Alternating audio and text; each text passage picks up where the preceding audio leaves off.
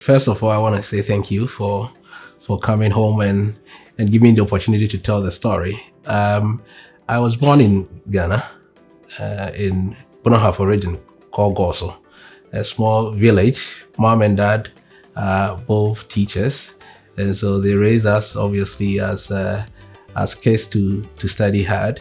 Moved to Kumasi and lived most of our life in Kumasi, and then finished senior high school at Prempeh College, and after that moved to the big city Accra to do my undergraduate in agricultural science, and then from there I moved to Nova Scotia. To be frank with you, there was never a plan to come to Nova Scotia. I happened to do well at the university level, so I was a teaching assistant at the University of Ghana, and my professor always had the links at Harvard University as well as University of Cambridge in the UK. So that had been the focus to further my studies for masters and PhD. But my girlfriend, who is now my wife, now Anita, had got the opportunity to come to Canada, and specifically Dalhousie, to do her masters. And so whilst looking at the options, I felt that it was important to also add Nova Scotia to the list. And Nova Scotia became, or Dalhousie became, the university that gave me the full scholarship, and therefore decided to relocate here with my girlfriend then to do my master's. So it has a love story to it that brought me to Nova Scotia, but purposely I came here to do my master's.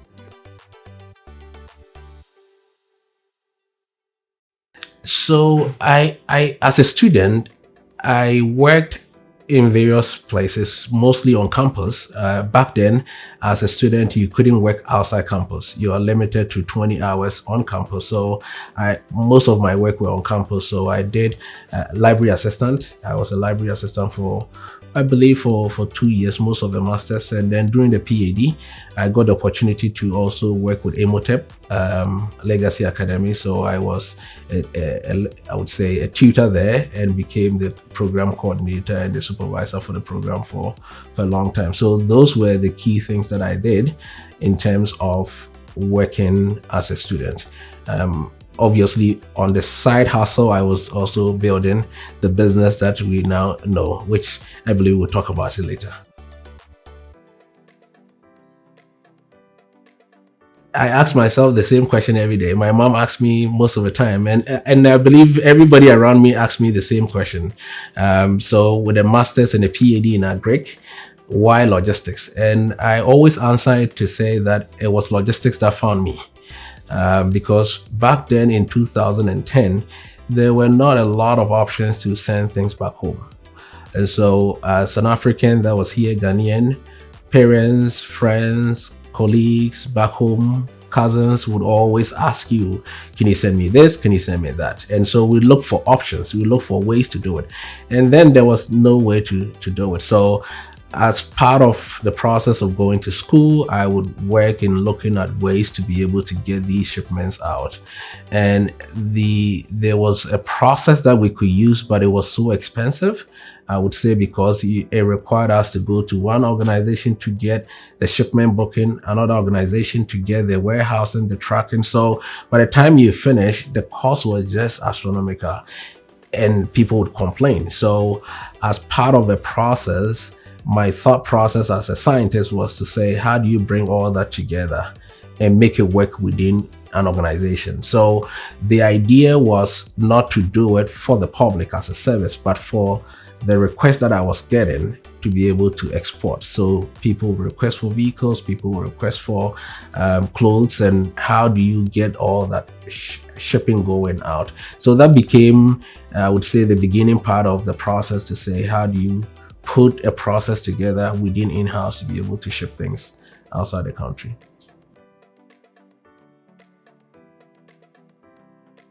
In the first 3 years of me being in Canada, the opportunity to supply a lot of things back home became quite significant. On my own, I was shipping hundreds of vehicles to Ghana and West Africa, maybe monthly. And so in itself was voluminous enough to kind of start something on the side. And when we put that process together, it became so easy and cost effective that the other people that were all doing that to other places in Africa and Europe also realized that if Ernest and Asante could do that, then why don't we give them the opportunity to do that for us? And so now it became not now doing it for myself, but other people asking us to also do it for them.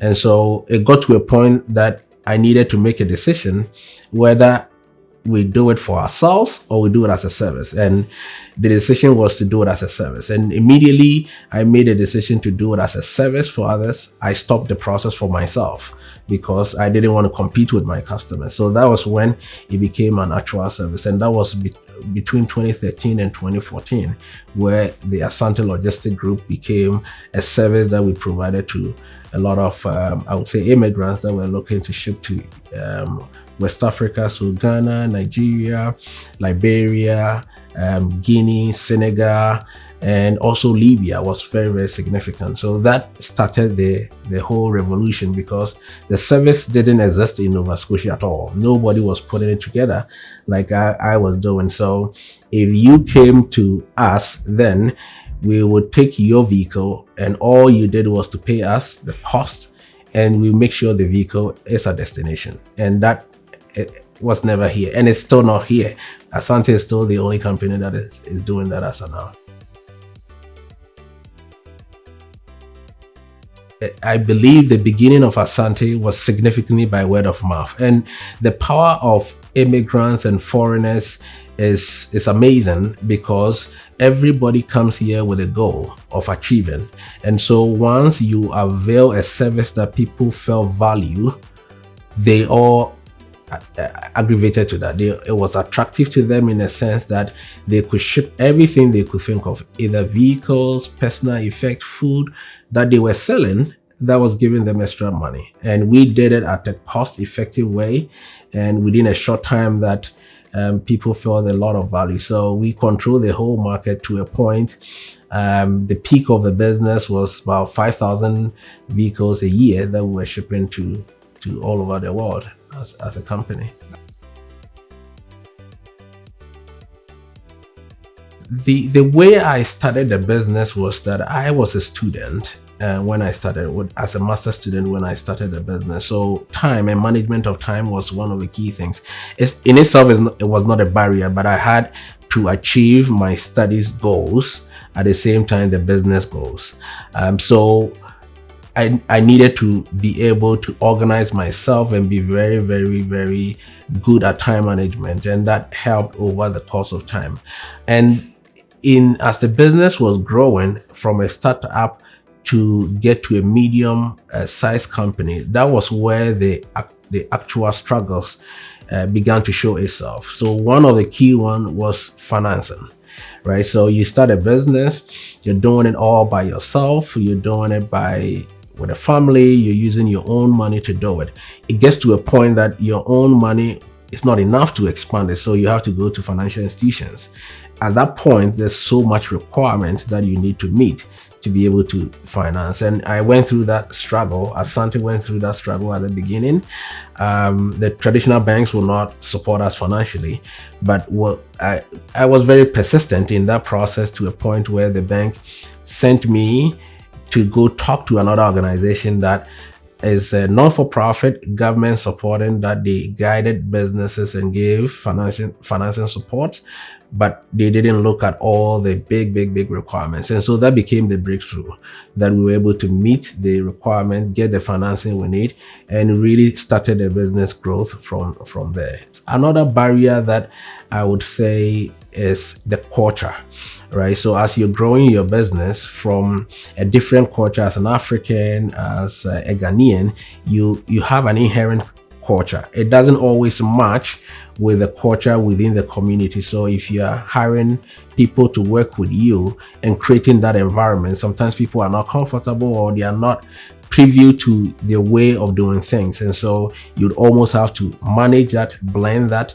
and make sure that people coming understands where we are coming from and what we want to achieve, so that at the end of the day, they have that belief in the fact that the process that we are bringing and adapting as Africans, as Ghanaians, is going to work, which is a little bit different from what normally the Canadian, a typical Canadian may be used to. And you don't want to throw that away, but hold on to it and make sure that you work on that for the success of the business.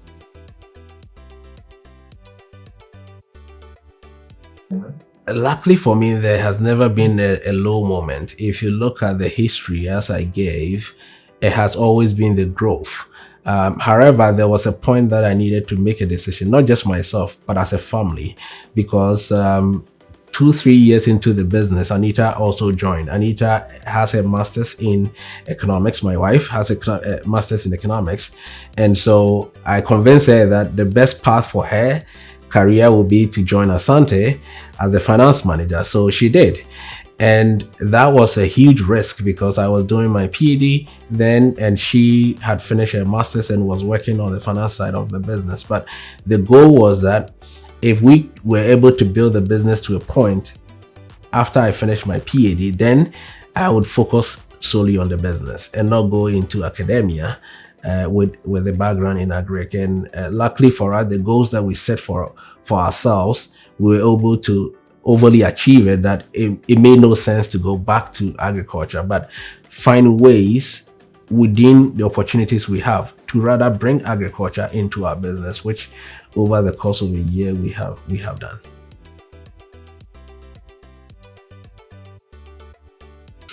Yeah, I think that obviously your life partner counts a lot. They have to also believe and take the risk journey with you. So as you mentioned, that was a very, very, very important portion of it.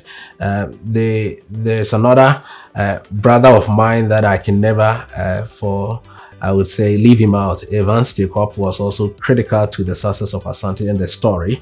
And when it wasn't a business, he stuck with us and also took the same risks that Anita took to be a part of the business and grow it. Apart from that, I would say it will be the people that came at the initial stage to work with us as our staff. They all believed in the environment that we had created, the vision, and supported us to achieve the goal.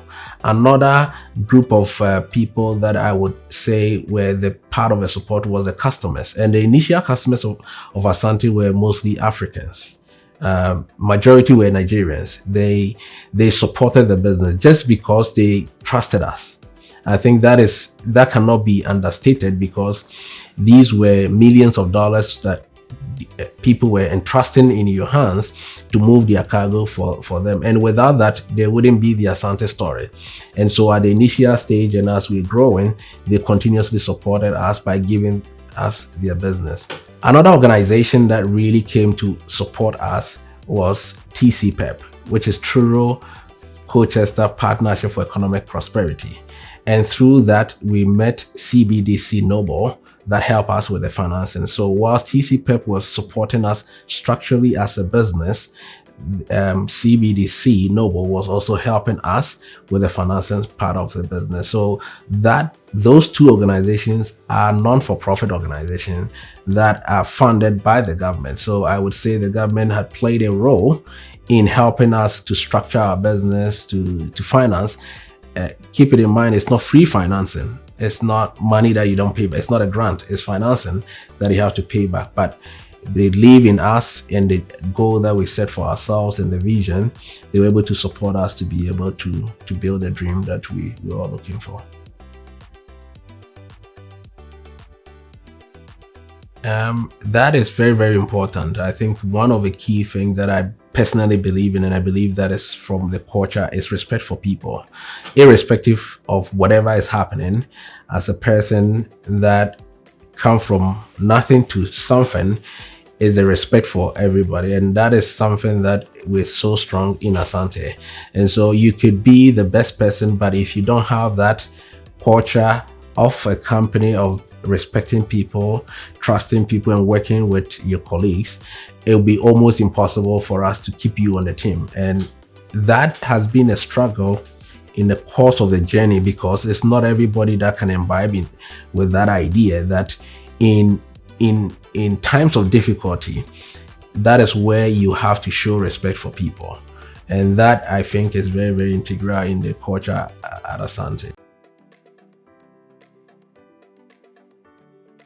My personal philosophy is, I came into Canada as a student.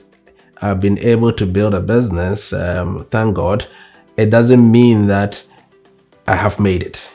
It means that I've had an opportunity that I couldn't have had where I'm coming from, and therefore the growth and the struggles of a business should not necessarily be turned into something that is not good for people. So as an immigrant, I look at things from the perspective of where we have come from and where we are going. And guiding and leading people is very, very important to let them understand that even when they're making mistakes, you're able to calm things down to say, guys, this is not the end of life, because you know how things have been in the past. You've been through all that, and therefore nothing really scares you when you're making the decision. And as an immigrant, we have the zeal to succeed. We're not relaxing because we're here for a reason. We moved all the way here, leaving family to be able to have better life. And so your approach to things is mostly with persistence, with zeal, with persuasion to be able to make it. And that is very important in business.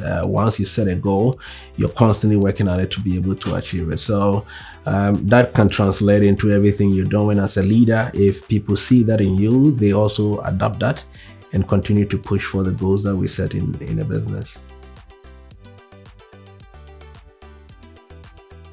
We do that wholeheartedly. We have a budget within Asante to give away every year. There are organizations that we're passionate about because we believe in their philosophy, so we give to these organizations. Most of them are in Truro, some of them are in Halifax. Mostly it has to do with the social life, with kids, with sports, with community building, and support for the needy. And that is something that we really do enjoy.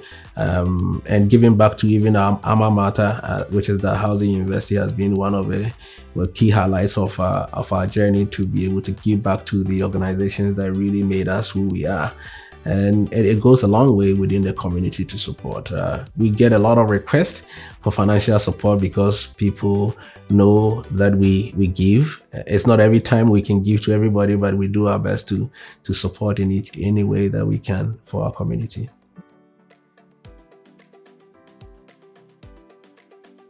So the business has grown bigger than Asante. Asante, obviously, as a company, is a multi-million-dollar company that is filled with managers and teams that are running it on a day-to-day basis. But earlier on, I mentioned that logistics found me. So there are some passions that I still have, which is in agriculture. So in the last 2 years, we started a company called BOF Agri-Food Innovations Inc., which is really looking at the resources that we have within Asante, which is mostly real estate, warehouse, and space. How can we use that to make a positive impact in agriculture, looking into the future? So the role of BOF is basically to produce indoor vertical crops that have a healthy, would say, tone to the crops that we have to be able to impact the community. So in the last 2 years, I co-founded this company with my professor for my master's and PhD, as well as my wife Anita, and it's really made a tremendous impact in our lives, where we've had a lot of researchers that are researching into various crops that can be grown indoor vertically, and now we're getting into a commercial stage where we can provide the crops to the users on the market. So that journey is very fulfilling. So that is one part of my day-to-day life. In addition to that, I'm also in real estate. Logistics is really real estate. You're owning properties, you're renting properties, you're leasing and all that. So real estate has been a portion of that journey. And we have other projects with the town of Truro, which for subdivisions and other things that are ongoing, that we continue to work on that to make a positive impact in our community.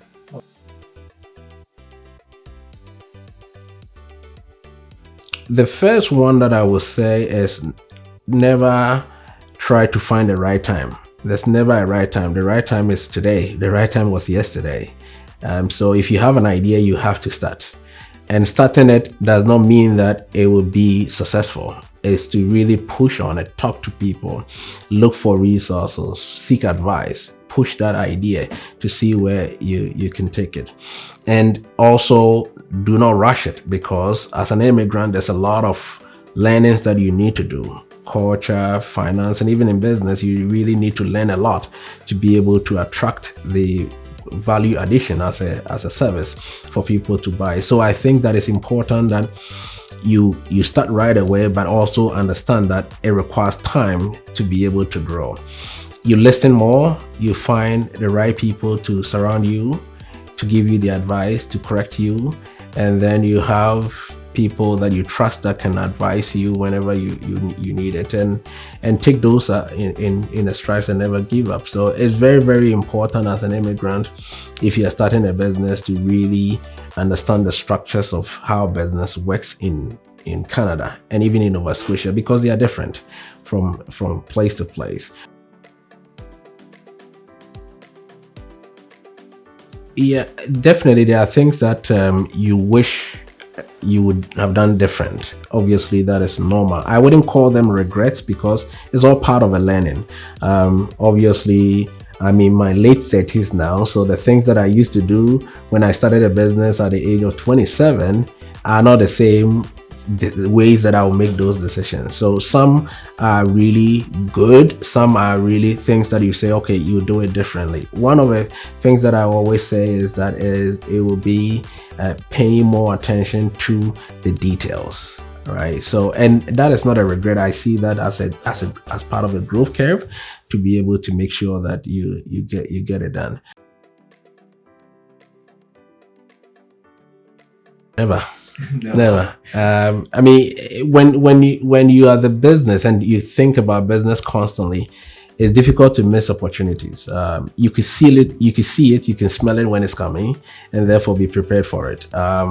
Any big deal that has come to me and the team, we almost could smell it miles away, and then you prepare. And that is the beauty of having a good team around you, because even if one person misses it, somebody else in the team will pick it up, and that has been one of the reasons why we've been successful.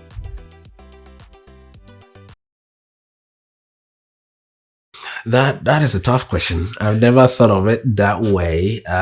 In terms of reflecting, as an immigrant, you look for your personal goals and see how you'll be able to achieve it. As an immigrant, you come here, and for me, when I was coming, I had $100 in my pocket, and to turn that around to be something that you could be proud of is really good.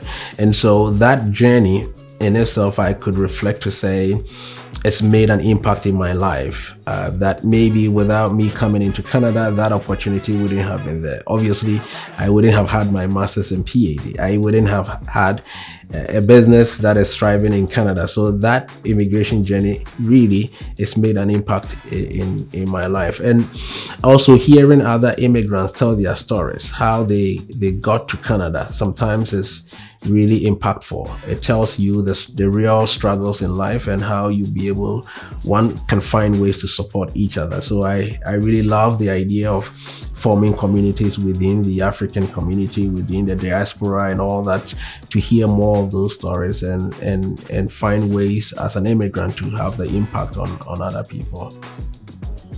Mr. Asante, thank you so much.